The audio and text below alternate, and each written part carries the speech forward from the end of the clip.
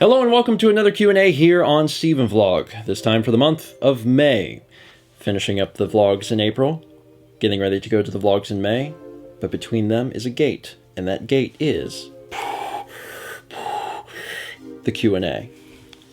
It's kind of scary. It was like very Darth Vader-ish. We've got 10 questions that you guys have asked, even though there was a lot more on the list. We had to cut it down to 10, and they're pretty good. You guys did good. You guys did really good. Some good questions in here. The first question, as I leave that accent behind me forever, is from velvetchrome. And velvetchrome asks, when did you get your first cell phone? What was it? And this part's funny to me. Did it have any apps on it? How many cell phones have you had? So, when did you get your first cell phone? I got my first phone in like 2002, 2003. I was a freshman or a sophomore in high school. And I was with a friend at the mall, and she was getting her phone, and it was like the family plan. And I remember like the salesman being like, "Oh, you can, add another line for $10 a month." And I was like, "Hey, can I join your family plan?" Or maybe it was offered. It was over 10 years ago, so I've forgotten. Yeah. But I paid them $10 a month, and I got to be in their family plan. And my phone was like silver and like this big and like this thick. You don't know anything past that? No. I'm sure I could research it and figure it out. What kind of phone was it? That's all. It was candy bar. It was like this big and it had buttons. It was before phones flipped up? No, there were flip-up phones because like a year later the Razor came out or something, and my dad had a Razor. Hmm. And it wasn't one of the slidey ones that it's like slid up and there was the... What do they call it? The sidekick? I loved those. I never had one. My first phone was what I think anyone who is at least as old as me may remember as like the first cell phone. And I don't think it was the first cell phone. It was just, I think, maybe like the first widely available to consumer cell phones. And it was, I don't remember the model number, but it was usually referred to as the Nokia Brick. That's what my dad had. And it was called that because it was a Nokia, and it was about the size of a brick, a little less, I guess. It was about this tall, about this wide, but it was probably about that thick. Most of it being the battery. It was, a pretty sizable phone. Like, you put it in your pocket, and you knew that there was a phone in there. There was actually an interesting story a few years back about someone who got shot. Someone shot at them, and they were on a Nokia Brick, and the bullet hit the phone and did not go through the phone, and the brick saved their life. Old phone, I think it had... I don't think it even had, like, 4 colors. I think it was just... my first dot one matrix, didn't have is colors. It called dot matrix display, where it's just... It either has a pixel, or it does not have a pixel.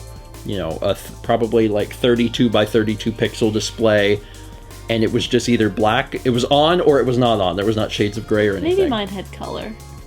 I don't remember. Mine didn't have no color, but that's what we had. And what happened was, I don't remember what year it was. I want to say that it was like, I was like a sophomore in high school, but I feel like that doesn't work. If yours was truly 2002, 2003, that doesn't make sense to me. Well, the Nokia Brick was still around then. Yeah, I guess that's it. I just wanted that phone, so. Well, it was, it might have been sophomore year for me, which would have been 2004, maybe? Yeah, that would have been 2003, 2004 for you. But it could have also been like earlier, like 8th grade, I don't know. But what happened was my parents decided that we should probably get cell phones. That seems to be the thing that's happening these days, which is my parents' idea of technology for the most part anyway, is, well, I guess we'll get one of them computers.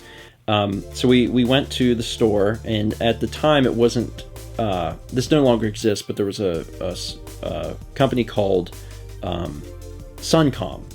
Suncom eventually got absorbed into T-Mobile, and we're T-Mobile customers now, and it's just because we've been with the same company like forever. Actually, way back, our first cell phones may have been like AT&T or Sprint or something, because I remember vaguely that we had a bad experience and left them really quickly, but maybe like we tried them and it wasn't even... Anyway, Suncom, the old Nokia Brick, and my parents got 2 lines.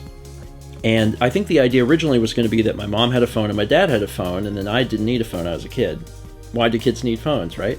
But what ended up happening was my parents really just shared a phone, and they gave me the other phone.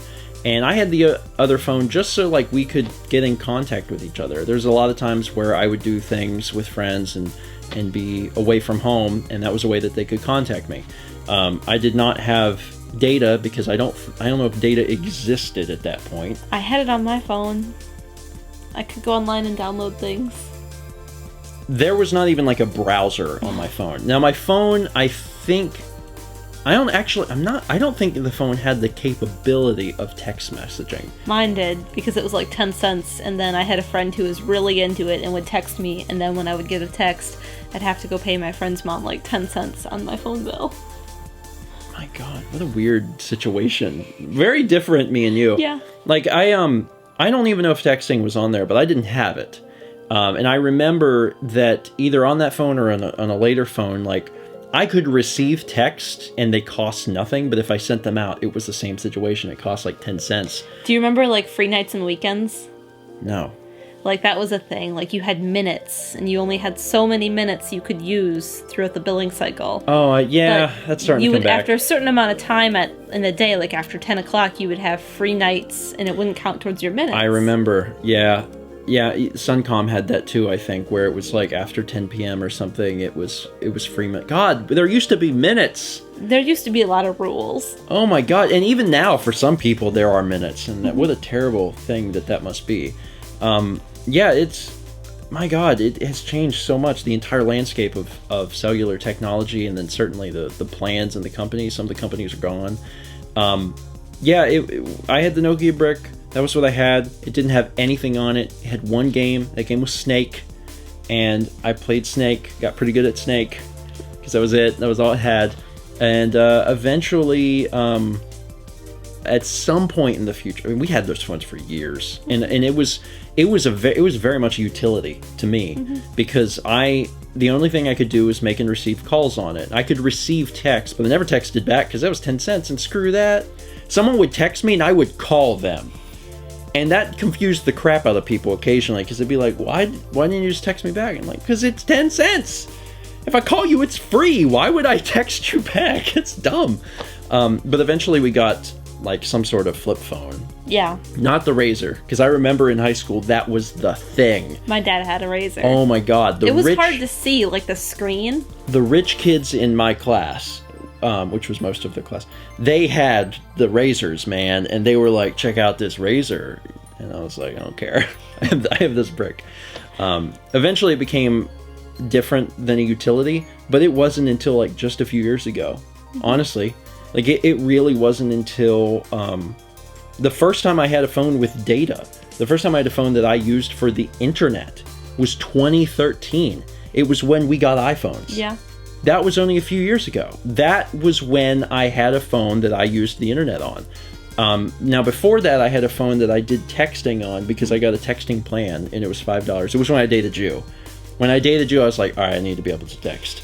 But before that, for all those years, no, didn't need it. And then after that, I had texting, and I had a phone that, I don't remember what it was, a piece of garbage, but it had like a browser, but I never went on it because I was like, no, that's money. I ain't using that.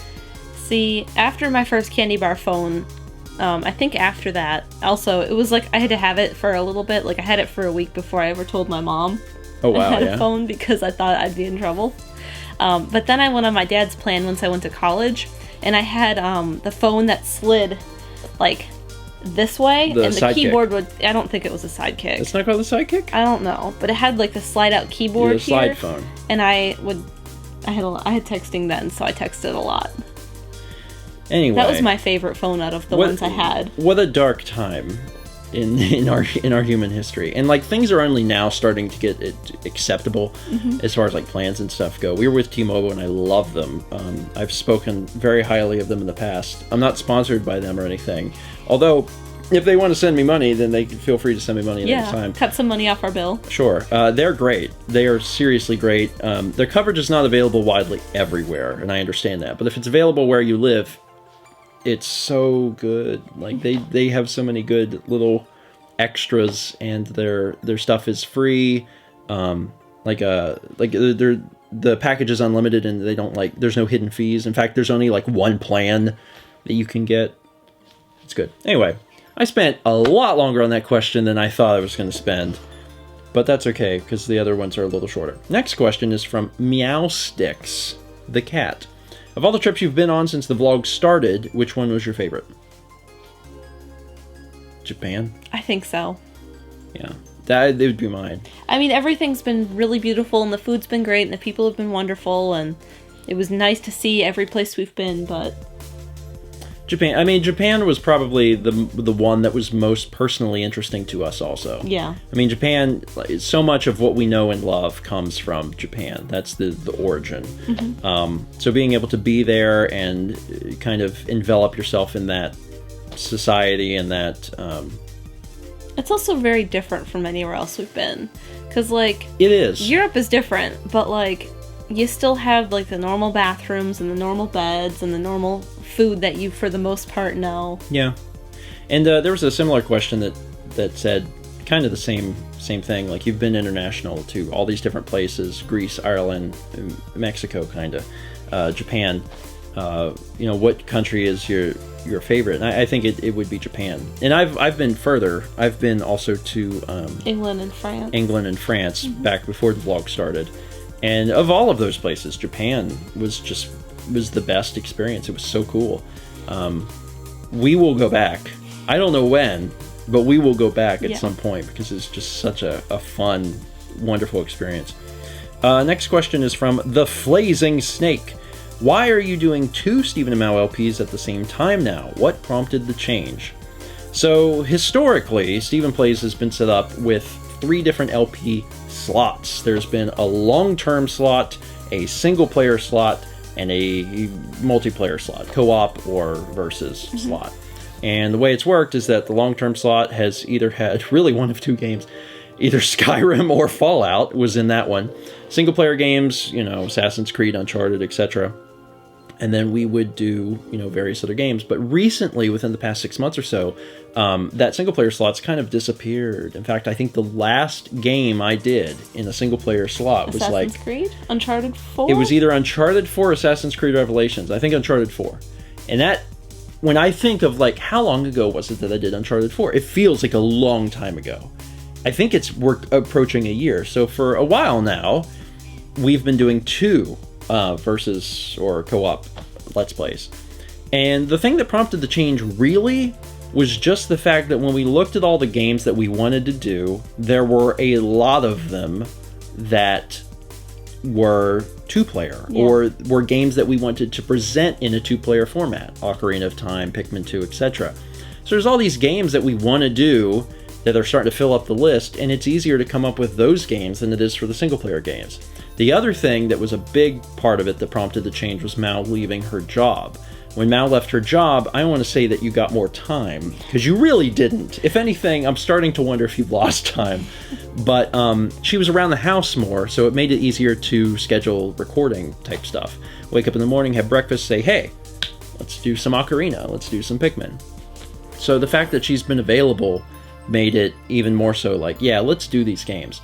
Not to mention, like, for the most part, and this, it's on a case-by-case basis, but I'd say in a general sense, the games that we do together do better on the channel. Whenever we do a game together, we're doing Ocarina or Pikmin, they tend to do better than a series like Uncharted or Assassin's Creed would. So there's a lot of different things that factor into it. Now, single-player stuff is not dead on Stephen Plays. It's just, it's been taking a little bit of a backseat. But soon we'll be doing, this year we'll be doing Assassin's Creed 3. I say we, just me, not you. No. Assassin's Creed 3, and there's some other things we want to do, but I'd say that there is going to be a lot more joint series on the channel, just because people seem to really enjoy them, and also we have the schedule to make it work a little bit better now. I don't have to worry about, oh, you came home from school and you've had this really long 10 to 12 hour day from, you know, traveling there and working, then coming back and having to prepare stuff. I know that you're exhausted, but can we record a game now? We really need to record some whatever. Yeah, we have to do Twilight Princess, and it's like, oh god. It really, honestly, whenever Mal was in school, we did almost all the recording on the weekend.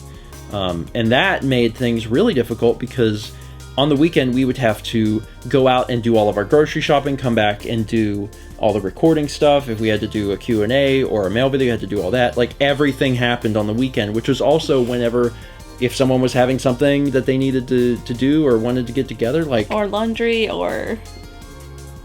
If you think about it, like, our lives were... Like, our lives are still hectic, but our lives were hectic in a bad way back then. Yeah. I think they're more hectic in a good way now, because we can take things and spread them out further along the week and choose which days we want to address certain things, and I highly prefer that.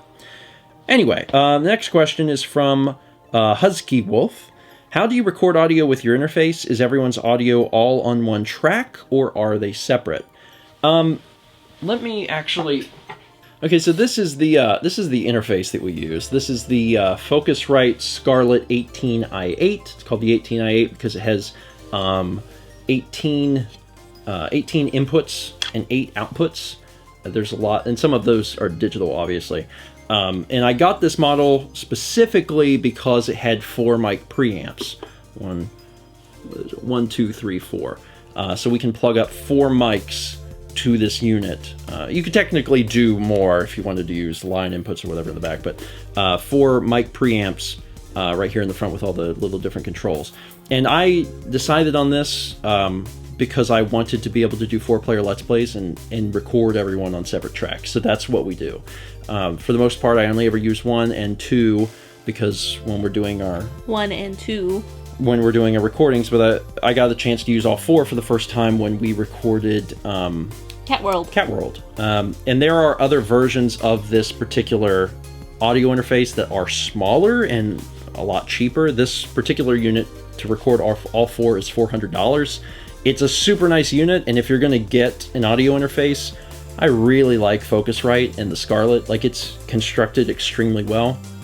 I know Dan has one that has just 2 mic preamps, and that is like half the price or even less. So if you're looking at getting an audio interface, this is a really good one. I decided on this brand and on this specific one because of all of the amazing input that I got from actually you guys, because I was looking at stuff and I needed input and you guys gave it to me. But this is what I use. So everything goes on to different tracks. People have been asking me for a long time to do a video about our setup, and I'm going to be doing one like here in the next few days. So stay on the lookout for that on StephenVlog, because I'm going to go over every single thing we have and links to where you can get it yourself, or how it's set up. How it's set up. Because people want to know. They want to know, like, they want to know how it's set up, what wires are used, what software is used, what presets we use, and all that stuff. And I want to be able to answer that because we haven't done a video like that in a long time. So that's the little general one. That's a quick version. But if you stick around, stay on the lookout on StephenVlog, and I'll be making a video like that very, very soon. The next question is from Pedro Venegas, and it says, "What's one purchase you made that influenced your life for the better?" I have 2. What are they? One is the kitties. Oh, I thought you were going to say one is Sagan and one is Kepler. And they're not really a purchase, but I mean, we did have to give the shelter money to be allowed to take them. Yeah, well, yeah. I mean, yeah, they cost money. Sure. I mean, they were not technically free. You right, buddies? I think you were each like $30 or something. Very inexpensive. Well, at the initial cost. The lifetime. Then there were vet bills and food. A lot of vet bills at the beginning, especially for, well, both of them really, I guess, but especially for Kepler, and then the food and the litter. You guys are actually quite expensive little guys, but worth every penny, and has definitely made our lives better. So what were you going to say that wasn't the cats? I'm going to say this. Oh my god. You're so sentimental. And you almost poked out your own eye right there. I know. Okay, sure. But that also, like, marriage is not a purchase in the same way that the cats are not a purchase. But I purchased you. just proves it, as I don't have mine on today. No, you don't. I forgot. You're very sweet. I'm gonna mention something that's more in line with an actual purchase, and that is the laptop. I got that laptop, the MacBook, last November or December, and it was certainly an investment. It was a very expensive laptop, but it also completely replaced my desktop, and I've been really happy with it. For one, for how it performs, yes, but just recently we got back from our trip to Arizona, and like, I edited crap in the car, man. Like, that's so cool. We're driving like 4 hours to a destination, and by the time we get there, I've edited a handful of vlogs because I can. Like, it's all there, and I'm like, oh my god, I'm working! I know some people use vacation to get away from work, and certainly I should get away from work, but like, the fact that I was able to do some things was really cool. Like, laptops are powerful enough to beat out, you know, the desktops, and that's neat. Now, at some point in the future, would I like to get, you know, a desktop that's even more powerful than this? Sure, but I worked with this Hackintosh for years, and I'm probably going to work with this laptop for years, so that's a purchase that, like, legitimately, questions has influenced your life for the better. That influenced my life for the better. Like, having powerful stuff that makes your life easier, makes tasks go faster, like any of that stuff, or allows you the portability of working on the go, I'm a fan of that. You know what I would really love is faster internet. Maybe we have as fast as it could go right now. Maybe if we just get a group of people together with torches and just go, like, knock on storm the ISPs. Yeah, storm the ISP's office with torches and pitchforks and say, make the internet faster. We'll pay you for it, but make it faster. There's nothing available. We'll have to get straw hats if we do that. Anyway, the next question is from Paladin X Rider. How do you keep up on trends with technology when deciding on new equipment such as mics or cameras? Are there certain websites you use, or do you go by word of mouth? I can't answer this. At all? Like, do you keep up with anything like that now? No, just from you. And you're like, hey, this thing's coming out. Look at this thing. And I'm like, that's cool. Like, I guess I didn't really think about it, but you have no, I hate to say you have no use for technology, but you don't really. Like, it's just... You do it all. I do it. And you're like, this is what's the new iPhone rumors are saying. And I'm like, that's cool. The only website that I check specifically and religiously is Mac Rumors. I've been going to Mac Rumors every day for a long time. You have. And it's a great website. The stuff is well written. There are articles that like matter and are useful. It's obviously all about Apple stuff. Occasionally there will be articles that talk about, you know, the tech industry as a whole, but if you want to keep up with Apple stuff in particular, which is obviously a big interest of mine, then I recommend Mac Rumors by a large margin. I'm not a huge fan of the Gawker network, but Kotaku is a really great website that tends to cover... I do check Kotaku. They tend to cover stuff, but that's not really necessarily new interest. Like, they'll cover games, but they also do, like, Japanese internet culture, which is slightly of less interest. Sometimes I'll click the articles, but sometimes I'm like, I don't really care. Rock, Paper, Shotgun is one that exists. Polygon is one that exists, and occasionally I'll read those. But for the most part, if I'm looking at equipment, and the best example of this is probably cameras, because I don't really upgrade mics at this point. Like, we upgraded the mics 2 years ago, and that has to do with the Focusrite and these other things. And I really like what we got, and I'm like, cool. They're working, they're good, they sound good. I like the jump that we made. The thing that I am always interested in upgrading is the cameras. And I mostly look at the tech shows. There's one every January in Vegas that Jeff actually goes to, because he's in that industry, called CES. It's the Consumer Electronics Show, and they tend to show off like the new cameras for that year, and I just do a lot of research, really. I really just try to see like, who is going to make a vlog camera that doesn't suck, because no one's done it yet. At least not a 4K one. Yeah.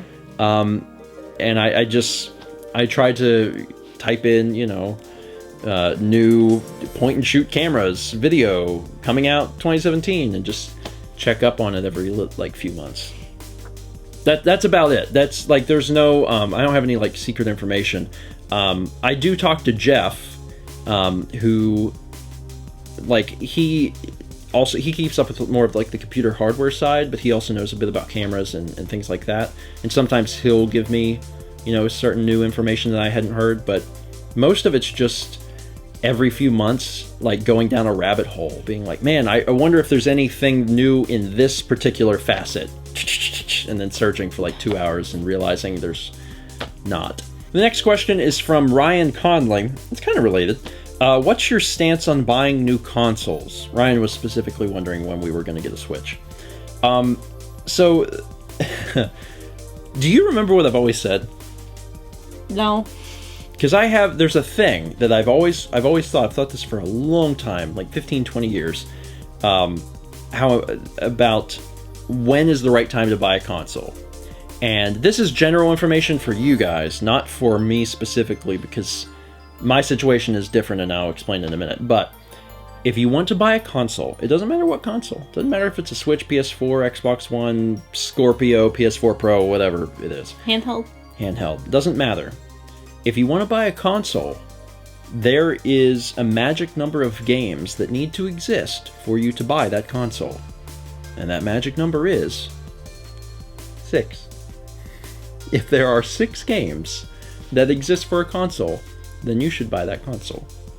6 games, or 6 games you want to play? 6 games you want to play. Okay. Not 6 games, period. Most systems launch for 6 games. Yeah, if there are 6 games that you are genuinely interested in playing, you should buy a console. There's no scientific anything based on that. That's just like a personal thing that I've thought about, and I was like, yeah, that makes a lot of sense. 6. So if you can come up with 6 games, then go for it. Now, obviously, that's going to vary from person to person. There are people that, you know, those 6 games might amount to like 100 hours and they're really satisfied, but there's also people that will put 1,000 hours into Pokemon. And if you're going to put 1,000 hours into Pokemon, then yes, go out and buy a new 3DS and Pokemon Sun, because obviously you are an exception to the rule. But for most people, I think that that's a good rule. 6. If there's 6 games you want to play, get the console. Now, for us, that's really different, because it really comes down to how badly do you want to present a particular game on the channel. Is it worth it to spend X amount of money to present this game? That's basically what it comes down to. Yeah. So, for example, we bought a PlayStation 4, I don't know how many years ago at this point, but we bought it really kind of on a whim. And the reason we bought it was because we were starting to get contacted by companies to play games, which has been going on, but because things were switching over to like the newer consoles at the time, PS4, Wii U, Xbox One, there were companies that were like, so will you be playing this on PS4 or Xbox One? And we were like, God, we don't have either of those. That's kind of bad. Yeah. So I think it was specifically when Ubisoft had sent me a thing, and they were like, here's our holiday list of games that we'll send, just tell us which ones you want. And I was like, oh my God, we can't request any of these. It's time to buy a next-gen console. So I think I just told you after school one day, go get a PS4. Yeah. And after school, after teaching, Mal went to like the local Walmart and brought home a PS4, because like we had to have one. So that's a very unique situation. And depending on how badly we wanted to play a game, I mean, we would get a console for it, you know. Now, Emil has been obviously notable in the fact that he has bought us consoles, which is extremely generous of him. He bought us the Wii U and also bought us the Xbox One. But we bought the PS4, and as far as like what our plans are to get a Switch, like, it's gonna have to do with if a game comes out that we want to cover. Like, I'm kind of interested in covering Mario Odyssey. If we hadn't covered Mario Kart 8, if we had not covered it, but we had still done the Let's Play of, you know, 64, Double Dash, etc. If we did all those and we hadn't covered 8 yet, I would probably have bought a Switch to cover Mario Kart 8 Deluxe. Because that I think that would have been worth it. Would we have made back the money from the Switch? Maybe, or we would have broken even depending on how many videos we did in that series. And that's something you got to consider when you're in a position like ours. It's like you are making an investment, and eventually you might earn back the money from purchasing the console, but it requires a lot of thinking. Like, we wouldn't buy a console to do a first 20, because that would be ludicrous. A first 20 is not going to bring in anywhere near the amount that a console requires for the purchase. So eventually we'll probably get a Switch. Eventually. If they made a new Mario Maker, if they made a new Smash Brothers, either one of those, I would probably get a Switch for. Because I've really enjoyed doing Mario Maker, and if they released a new one, that would reinvigorate everyone to like jump back into it. I would be willing to go out and buy a Switch immediately if they did that. But no news of that, and E3 isn't here yet, so I guess we'll find out. Anyway, 6 games. The next question is from Fallen Angels. How did you both budget when you first started living together, and do you have any advice for a new couple moving in together? Do you remember? We made money and we didn't spend very much of it, and you were like, don't buy this, we don't have money right now. That's actually what I was going to say. We didn't make a budget. I think there's some vlogs way back when we were living in Colombia right after we got married, where I talk about budgets and ask people, what their thoughts were on budgets or if they had any advice. But what we ended up doing was not making a budget, and instead we just had a pretty strict policy of you don't need it. And I understand that not everyone can work that way, and everyone is different, and everyone, depending on how you are, you may feel like you have to get something, you have to be like working towards a goal. I'm not like that. I can just very cold turkey be like, we're not spending money, period. So that's kind of what I did. Yeah. And it worked pretty well. We had a policy where we would only eat out once a month, and that we stuck to it. I mean, we would talk about throughout the month, like, we would look at restaurants and be like, where do you want to go? And it weren't even really expensive restaurants. Like, one time eating out for lunch, cost us like $25, and like that was like what we did it. We ate out. But that's how we lived. We didn't buy chips. We didn't buy anything that we didn't need. We only bought necessities, and we looked up things that were cheaper to eat. Still healthy, but, cheaper. Yeah. You may recall, if you watched the Colombia vlogs, we ate a lot of pizza. It's because pizza was really cheap to make. We would buy, like, the crust and make our own pizzas, and it didn't cost us very much money, and that's what we did. Instead of making a budget, we just spent as absolutely little money as we possibly could. And if you are looking for a budget, I can't help you with that. But if you are looking for ways to save money, if you are the type of person that can approach it with the mindset of don't spend money, dang it, then try it. It does work. I mean, and after you do it for long enough, you get in this mindset, this militarized mindset of like, I don't need this. I don't need it. You walk past the chip aisle, the cookie aisle, the cracker aisle, and you're like, those aisles don't exist to me. It wasn't. Do you remember any particular time when it felt like things were more lax, where it was like, we're gonna buy some chips? Like, do you remember when that happened? I think towards the end of Colombia was when it started to. I mean, that would make sense financially. Yeah. When we moved to Colombia, and I know we've talked about this on the vlog before, but when we moved to Colombia, we moved there because Mal got a position in Colombia. I did not have a job, and I was looking for work in my field. Quickly discovered there was no work in my field. But I was doing YouTube, and I had just started really to make some money from it, and it was not a lot of money. It was like barely 3 digits money. But it was one of those things that I had realized that from the last month it had jumped up, pretty good amount. And I told Mal, I was like, I think this could turn into something, but I got to pour more time into it, which means not working, which means not bringing in money.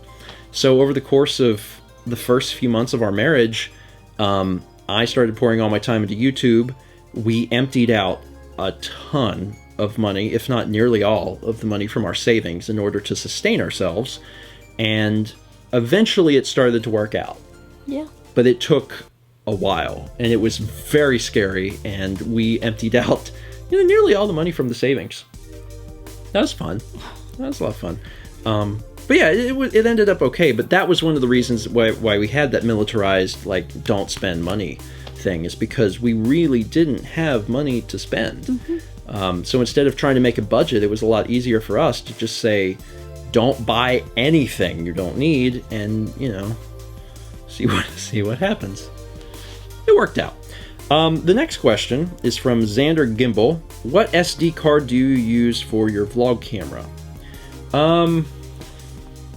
Actually, the SD card I use is the exact same card that Mao uses for the GH4. This camera. For the camera I'm using right now, which is the Lumix GH4. This is the Lumix ZS100. That's the Lumix GH4. They both use the same memory cards, SD cards, and that is this. This is a SanDisk 128 gig UHS 3. Basically, what happened is they used to use classes, and they got to 10, and then they were like, we should come up with a different way of measuring speed, and they went to this thing called UHS. And there's actually variances between different brands for classes and UHS, but this is a 95 megabyte per second write speed, and I highly recommend these cards. SanDisk is a company that I rely on.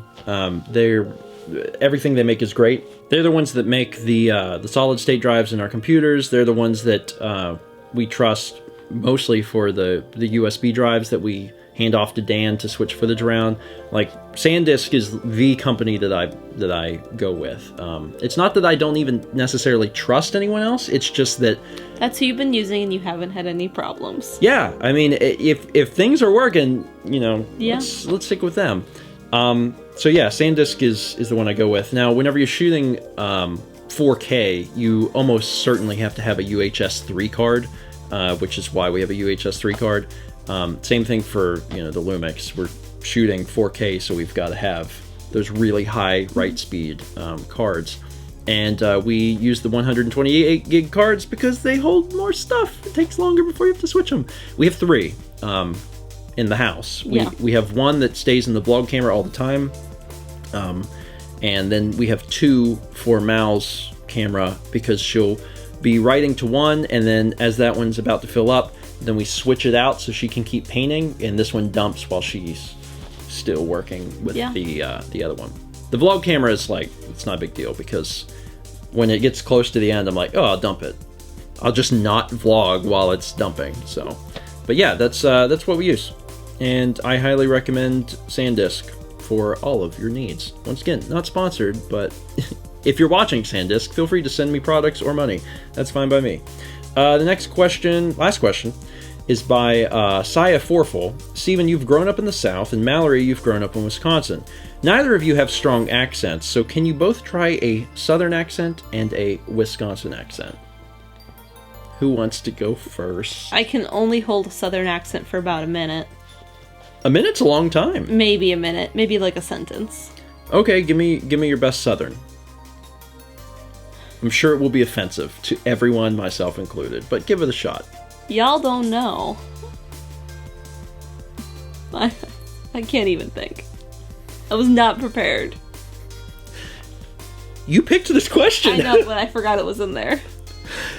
I like what you said was y'all don't know, and the only part that was Southern was the fact that you used the word y'all. Otherwise, it was your normal voice. I know. Okay, I'll come up with a sentence, and then you say it.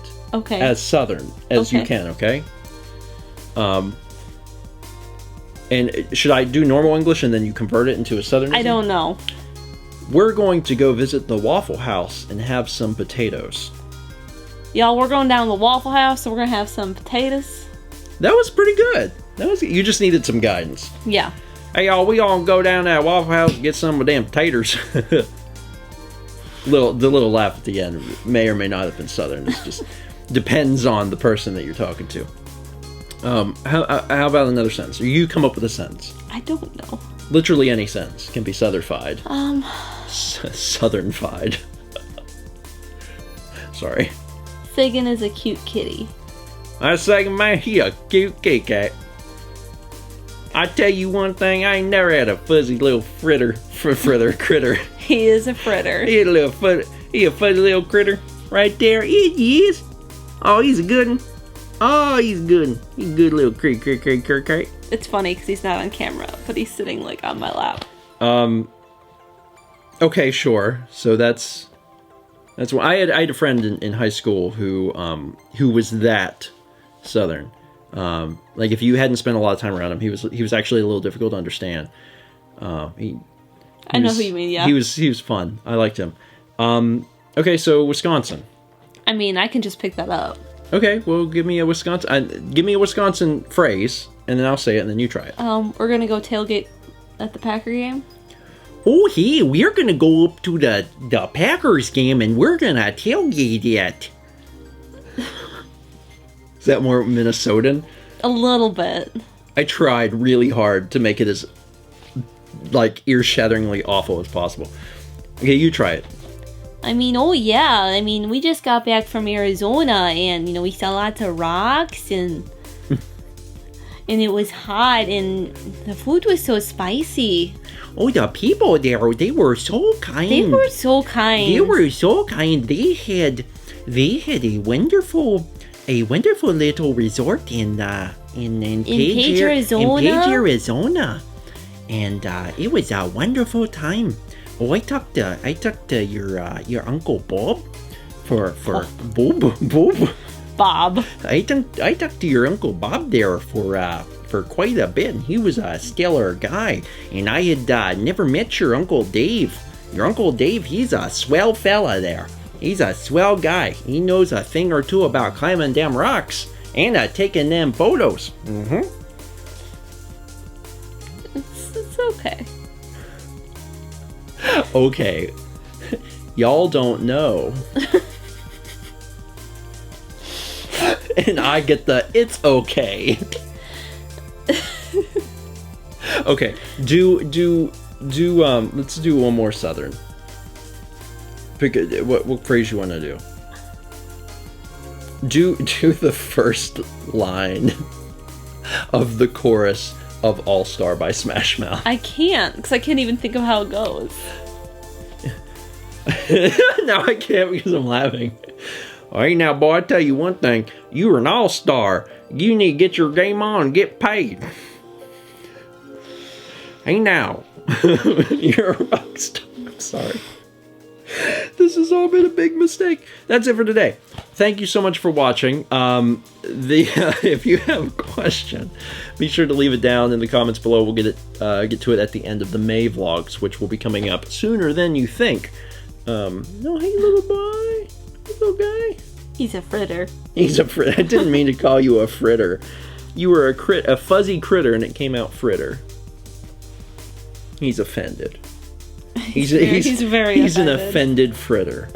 Once again, ask questions. We'll get to them at the end of the May vlogs. I was going to say they'll go pretty quick, but to be honest, I have to go through an appendectomy and also a vacation, so they'll probably be coming out as fast as I can get them out.